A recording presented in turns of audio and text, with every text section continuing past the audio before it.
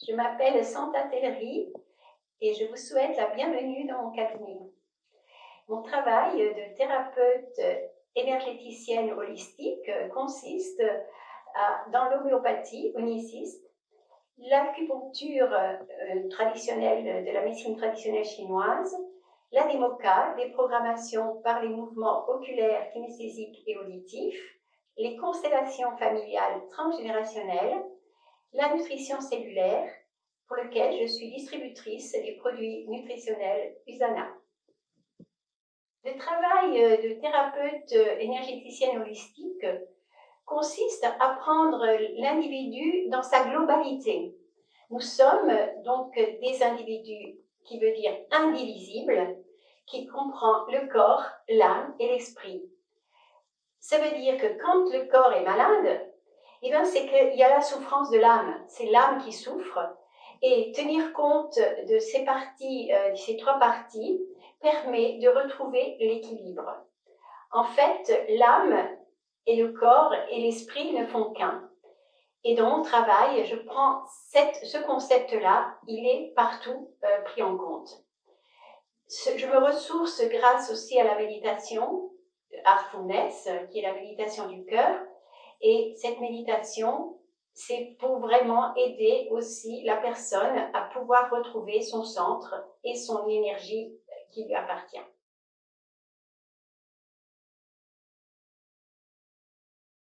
L'homéopathie uniciste applique le concept d'unité, corps, âme, esprit.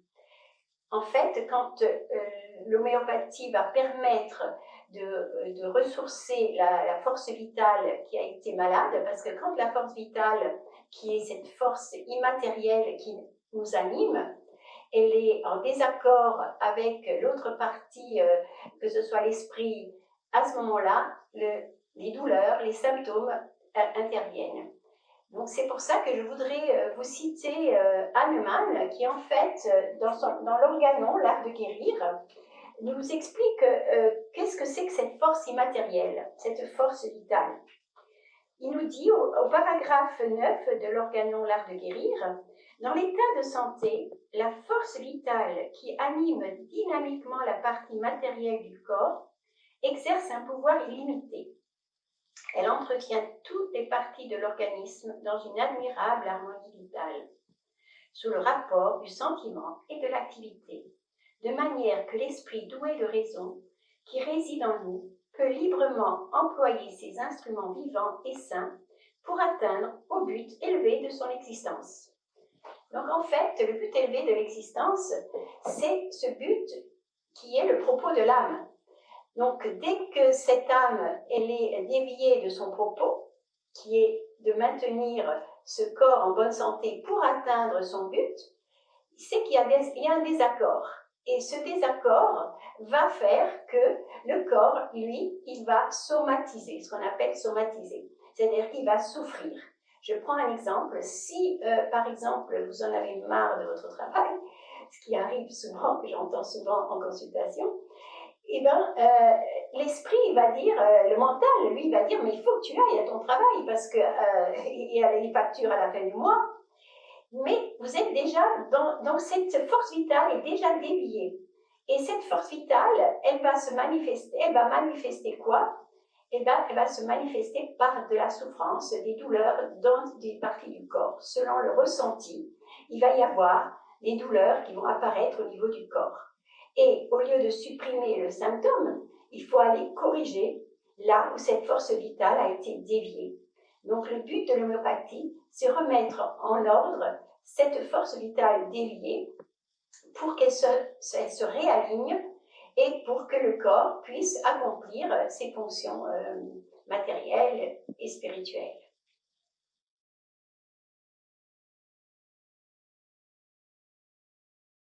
L'acupuncture fait partie de la médecine traditionnelle chinoise.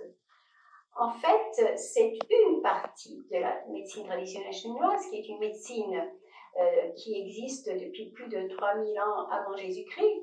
Et cette médecine, elle a en fait aussi comme propos de pouvoir remettre l'énergie en circulation là où elle a stagné. Donc cette énergie, quand elle stagne, et ben c'est là que vous avez les douleurs, les symptômes. Et le but, c'est de refaire circuler cette énergie pour que le corps puisse de nouveau retrouver sa forme. Et c'est une médecine que je l'utilise beaucoup parce qu'elle est très complémentaire avec l'homéopathie et elle s'accorde bien ensemble.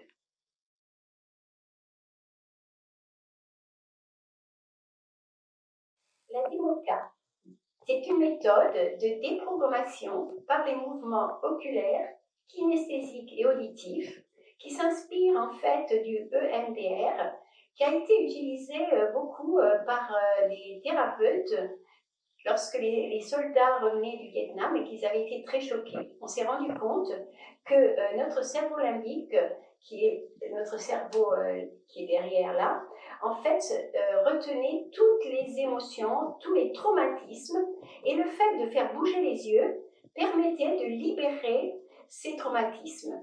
Donc, en fait, dans la DEMOCA, on y rajoute les mouvements aussi kinesthésiques et auditifs, et qui fait qu'on touche plusieurs zones du cerveau pour aller déprogrammer donc des traumatismes, que ce soit des chocs émotionnels, que ce soit des souffrances dues pour accompagner un deuil, des séparations, perte de travail, qui vont faire que la personne peut rentrer des fois dans un état de dépression, tout simplement parce qu'elle n'a pas pu dépasser ces souffrances-là.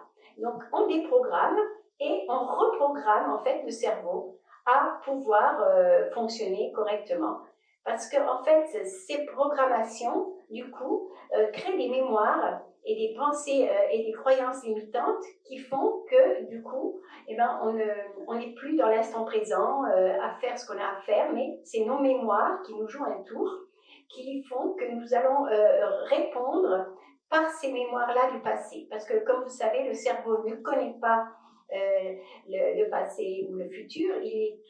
Même si l'événement s'est passé il y a 20 ans, s'il n'a pas été réglé, vous allez le retrouver dans l'instant présent par quelque chose qui peut le déclencher. Un événement peut déclencher une mémoire ancienne qui n'a pas été réglée. Donc, grâce à cette méthode, on peut aller défaire les émotions qui ont donné les programmations limitantes.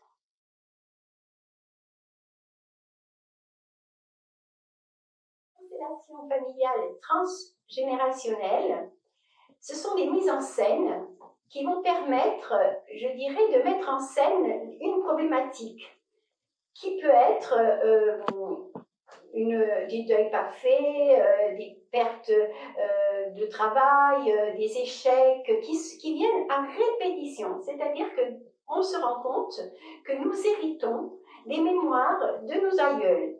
Et si eux n'ont pas pu régler ce problème, des générations d'après, nous portons les valises. Nous pouvons porter les valises d'une arrière-grand-mère qui n'a pas fait le deuil, par exemple, d'un enfant mort. Nous pouvons porter les valises d'un ancêtre qui a fait faillite. Et du coup, nous allons, par exemple, répéter des échecs dans les affaires. Et tant que nous n'allons pas restituer à ces ancêtres ce qui leur appartient, parce qu'en fait, pour leur permettre eux-mêmes aussi de le régler, et de pouvoir nous approprier en fait notre propre vie et ne pas vivre la vie de quelqu'un d'autre. En fait, c'est Bert Hellinger qui a mis ça en lumière, et aussi Anne Ancelin, qui, elle, dans Secrets de famille, comment Aïe mes aïeux, par exemple, elle démontre comment les secrets de famille vont programmer même je dirais, beaucoup de maladies qui sont des maladies héréditaires, qui proviennent de ces programmations familiales. Et par le jeu des mises en scène, en fait, c'est quelque chose qui se passe en groupe. Donc, grâce au groupe, on va pouvoir représenter des scènes et l'inconscient va s'exprimer. Et ensuite, on remet les choses en ordre. Et c'est là qu'on se rend compte que, par exemple, il y a pu avoir un enfant qui a été désiré fille, alors que qui porte du coup, il va avoir un comportement très efféminé, Et si on lui remet, qu'il s'approprie par exemple sa masculinité, il va pouvoir fonctionner normalement. En fait, nous répondons au désir de nos parents qui provient en fait déjà au niveau de la conception. Au niveau de la conception, ce qu'on appelle le progescence des parents, quand les parents attendent un enfant, ils y mettent un projet. Par exemple, ils veulent, c'est pour ça que souvent on voyait des prénoms qui étaient donnés, qui étaient le prénom de la grand-mère, le prénom du grand-père. Et c'est comme ça, c'est inconsciemment, par exemple, quelqu'un qui a perdu sa mère jeune va vouloir donner le prénom de sa mère à son enfant, et dans l'inconscient, il lui demande en fait d'être sa mère. Donc cette personne-là, elle ne pourra pas être elle-même, vous comprenez? Elle va répondre à ce moment-là au désir du parent d'être la grand-mère alors qu'elle ne vit plus sa vie.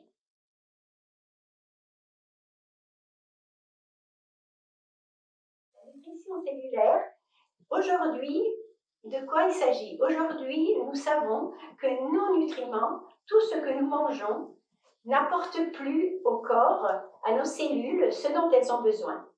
Parce que la pollution, les terres maltraitées, l'eau qui est polluée, toutes ces pollutions font que nos aliments sont dénaturés. Et on ne peut plus faire l'impasse de la complémentation. Et pourquoi ai-je choisi à ce moment-là de faire la distribution des produits USANA? Parce que son fondateur, le docteur Marion Wentz, qui est un spécialiste de la cellule, lui, il a vu que les cellules, si on leur donnait tout ce dont elles avaient besoin, ces cellules ne dégénéraient pas pendant des années et des années. Et c'est ainsi que ça va éviter donc les maladies dégénératives. Parce que si nos cellules sont bien nourries, comme vous savez, plein de maladies proviennent d'une mauvaise alimentation. On ne le dit pas assez parce que nous ne travaillons pas dans notre société la prévention. Donc en fait, c'est prévenir. Hippocrate disait de son temps que ton aliment soit ton remède. C'est plus le cas aujourd'hui parce que ce que vous avez dans votre assiette, c'est complètement dénaturé, appauvri, et nos cellules, elles meurent de faim en fait. Nous avons des quantités de nourriture, mais nous n'avons plus la qualité. Et donc, il faut choisir une bonne complémentation. Et il est important parce qu'aujourd'hui, beaucoup d'industriels se mettent à faire des compléments, mais ce ne sont pas des scientifiques. Donc, chez USANA, ce sont des scientifiques qui vont mettre leur science, la science de la nutrition, au service de tout à chacun pour pouvoir avoir une santé optimale. Et il y a beaucoup même des athlètes de haut niveau qui font confiance à USANA parce qu'ils savent que leur corps, qui est leur outil, ils doivent le maintenir en bon état pour pouvoir accomplir ce qu'ils doivent accomplir. Et c'est pour ça que mon choix s'est porté sur USANA, parce que c'est vraiment je dirais, le laboratoire qui respecte justement des normes qui sont connues pour que nos cellules puissent être en bon état. Et ben, on ne peut pas dire, par exemple, mettre ensemble quelques vitamines et des minéraux pour faire un bon complément. C'est une science. Si vous ne mettez pas en bonne proportion le magnésium et le calcium, le cuivre avec le zinc, ben vous allez créer un déséquilibre dans le corps. Et c'est comme ça que le docteur Marion Wentz s'est rendu compte que ce qui se vendait sur le marché était inadéquat à ce que lui, il donnait à ses cellules. Les cellules, elles ne peuvent pas recevoir des ingrédients qui vont les déséquilibrer encore plus. Donc chez USANA, en fait, on va nourrir la cellule, la protéger et lui permettre de se renouveler.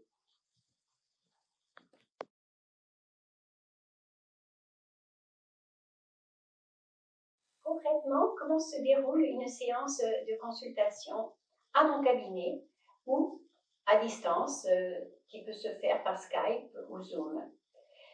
Tout d'abord, c'est l'écoute bienveillante qui va déterminer les outils que je vais utiliser, que ce soit l'homéopathie, l'acupuncture, la DEMOCA et la nutrition cellulaire. Dans cette écoute-là, Et puis, nous disposons à peu près d'1 h 30 à 2 heures pour la première séance.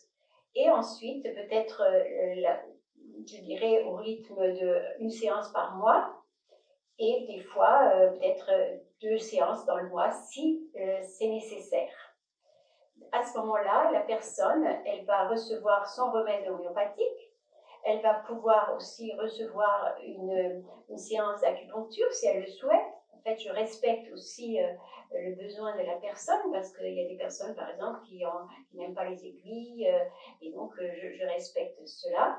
Et si dans la séance, je m'aperçois qu'il y a des gros traumatismes, pareil, si elle est d'accord, je lui propose une séance de déprogrammation par les mouvements oculaires, kinesthésiques et auditifs. Pour ce qui est de la constellation familiale, c'est quelque chose que je pratique à raison d'une journée par trimestre en groupe.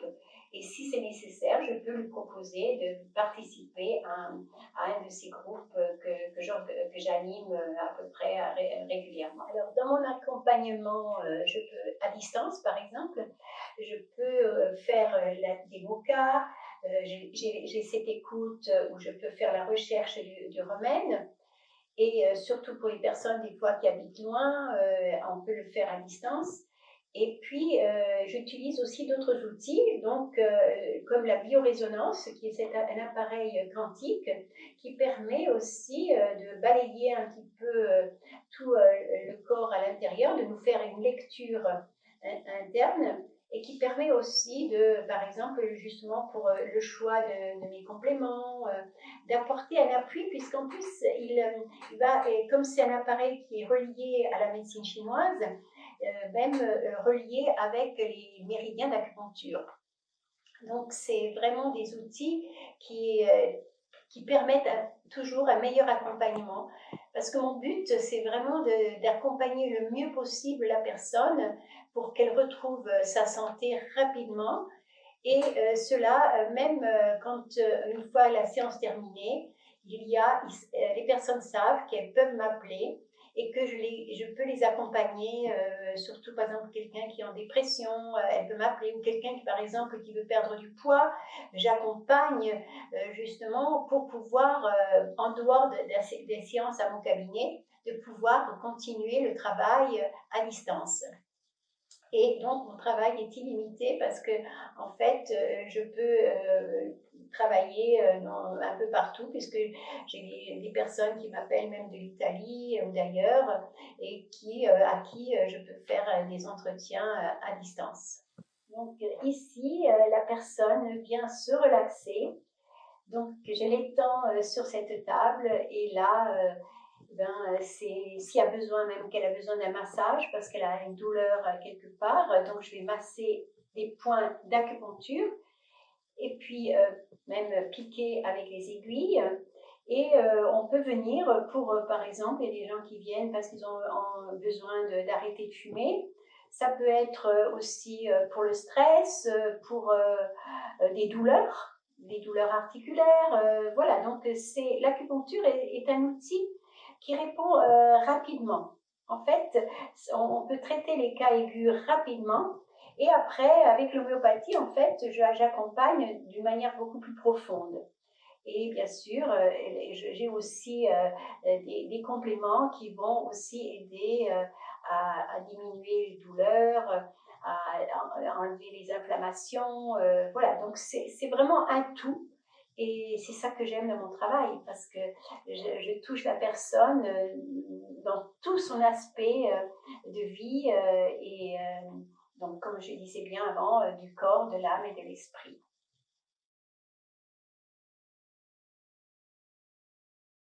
Merci pour votre écoute. Vous pouvez m'appeler par téléphone, donc au numéro qui s'affiche. Vous pouvez également me retrouver sur ma chaîne YouTube avec d'autres vidéos. Vous pouvez également me contacter par Instagram et Facebook. Et bien sûr, sur mon site personnel Usana, vous aurez davantage d'informations. Je suis à votre écoute aussi pour toute question qui vous intéresse. Et à bientôt de vous retrouver.